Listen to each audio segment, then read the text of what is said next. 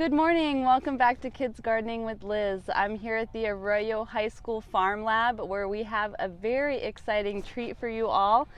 We have a special guest speaker today. His name is Alan Melgoza Calderon, and he will be joining Eco Urban Gardens staff here at the Arroyo High School Farm Lab.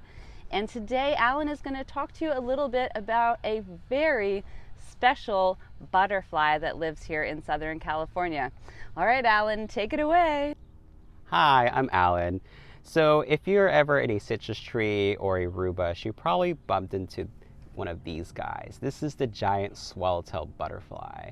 And this is not a pest, it's actually one of the largest butterflies here in North America. One of the coolest things about these butterflies is that their larvae actually mimic bird droppings. Look at this one.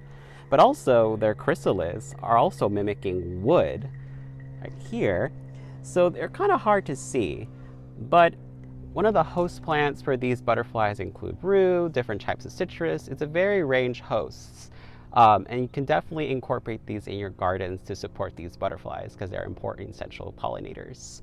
Another cool thing about these caterpillars is their other defenses. So once they feel threatened, they release a musterium, which happens to scare away predators and release a really horrible odor to repel any ants, predators, and we can take a little look at this, and then there you go.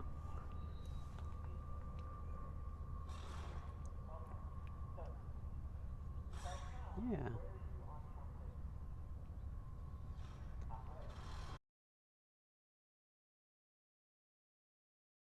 So the next time you guys see these swallowtail caterpillars, don't be afraid. They're not pests. They're actually very beneficial and you can find many ways to protect them. So thanks for watching. Make sure to subscribe.